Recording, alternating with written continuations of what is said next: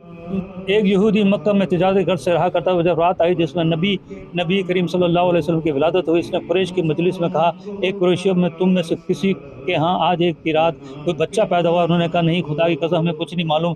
اس نے کہا، اللہ اکبر، بہرحال ایک موقع تم ضائع کر بیٹھو، لیکن اب میں تمہیں تو کچھ بتا رہا ہوں، اس کو یاد کر لو۔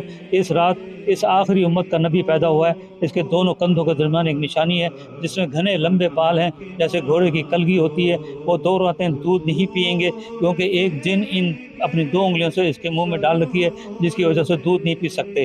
لوگ اس مجلس سے نکلے تو اس یہودی کی گفتگو اور جو اس نے خبر سنائی اس پر حیران ہوئے۔ جب یہ لوگ اپنے گھروں کو گئے تو سب نے اپنے گھر والوں کو خبر سنائی، تو انہوں نے بتایا کہ عبداللہ بن عبد المطلب رضی اللہ تعالیٰ عنہ کے ہاں ایک بچہ پیدا ہوا ہے، اس کا نام انہوں نے محمد رکھا ہے۔ پھر لوگ ایک دوسرے سے ملے اور بولے، کیا تم نے یہودی کی بات سنی اور کیا تمہیں اس نومولود کے ولادت کا پتہ چلا؟ یہ سب لوگ یہودی کے پاس آئے، اس کا وہ بچہ پیدا ہو چکا ہے۔ اس نے کہا، مجھے بھی وہاں لے چلو، میں بھی اس کی زیارت کرنا چاہتا ہوں۔